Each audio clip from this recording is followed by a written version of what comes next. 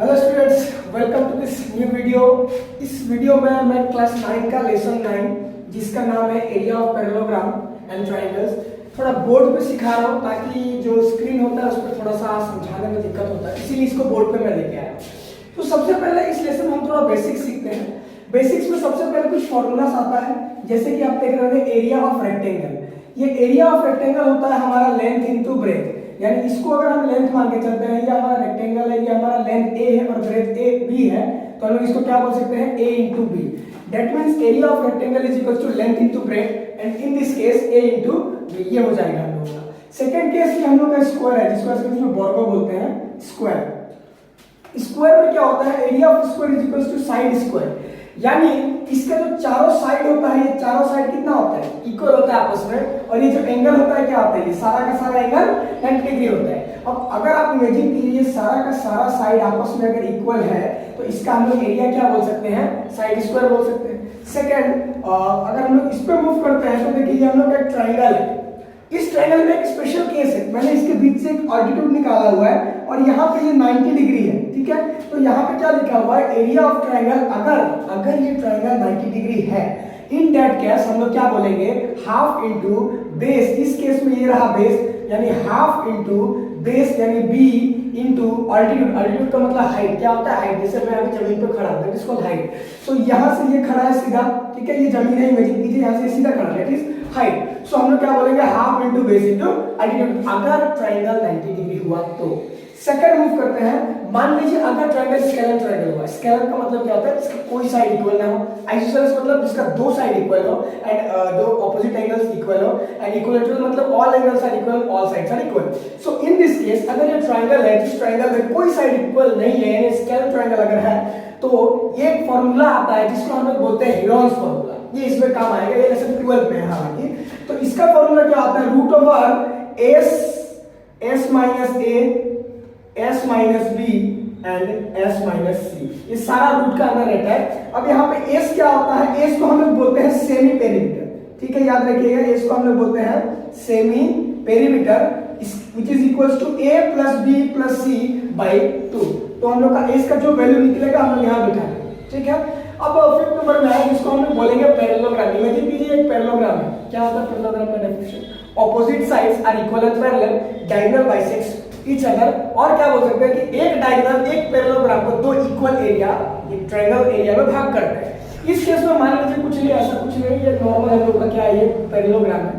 इस पैरेललोग्राम के अंदर हम लोग जब इसका एरिया निकालना होगा तो पैरेललोग्राम का एरिया क्या होता है, base into height, simple, base into height. इस केस में हम अगर इसे बेस मान के चलते हैं तो ये हम लोग का होगा हाइट। ये यहां से भी हम लोग ले सकते हैं, कोई दिक्कत नहीं, यहां से भी ले सकते हैं, कोई दिक्कत नहीं, मैंने यहां से आसानी से देखने के लिए बताया है। सो ये हम लोग का अगर बेस है और ये हम लोग का हाइट है, तो मान लीजिए बेस b है और हाइट h है, which is equals to base into height. ये हो जाएगा हम लोग का एरिया ऑफ पैरेललोग्राम का फॉर्मूला।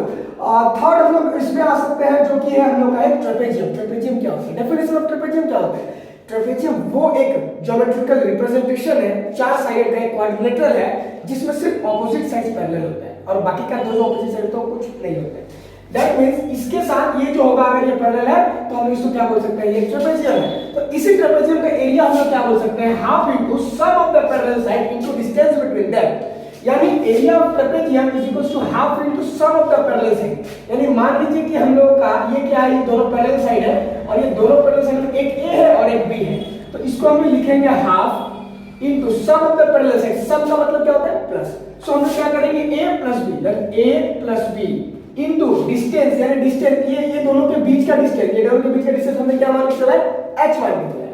दैट मींस ये हो जाएगा हम लोग का h। तो ये हम लोग का एक फार्मूला बनेगा, यानी फार्मूला को नॉर्मली याद रखते हैं, half into sum of the parallel sides into distance between the parallel side, दूसरों के बीच का डिस्टेंस।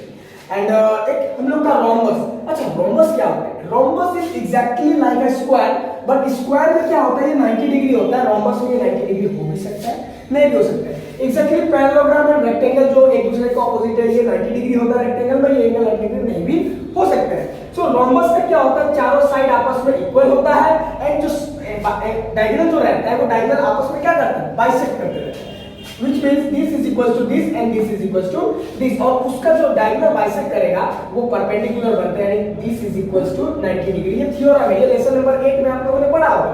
सो यहाँ पे हम लोग क्या देख सकते हैं कि ये जो साइड है, ये सारा साइड आपस में इक्वल होगा। तो अगर हम लोग रोम्बस का एरिया निकालते हैं, एरिया ऑफ रोम्बस को हम लोग क्या बोल सकते हैं कि half into diagonal 1 into diagonal 2, यानी हम लोग इस डायगोनल को अगर मान के चलते हैं, ध्यान दीजिए ये वाला डायगोनल जो मैं मोटा कर रहा हूं, ये वाला डायगोनल को अगर हम मान के चलते हैं D1, दैट मींस इसको हम लोग D1 बोल सकते हैं, और जो पतला वाला दिख रहा है यहाँ पे, ये पतला वाला, ये जो अभी मैं बना रहा हूं, ये हम लोग का हो जाएगा D2।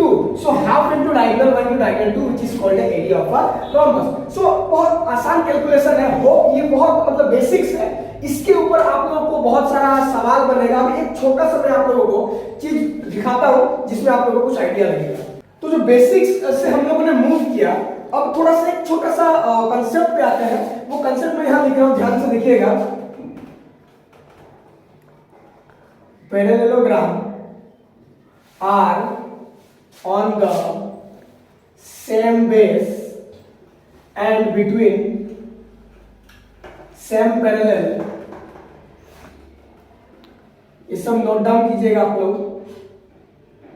Are equalling in area. ये क्या बोल रहे हैं, अगर दो पैरेललोग्राम है और दोनों का दोनों पैरेललोग्राम अगर सेम बेस पर लाई करते हैं, जैसे मान लीजिए मैंने एक पैरेललोग्राम बनाया, ये बना, ठीक है, इस पैरेललोग्राम का नाम है ABCD, ये हम लोग एक पैरेललोग्राम है। इसी के साथ मैं दूसरा पैरेललोग्राम बनाता हूं, ये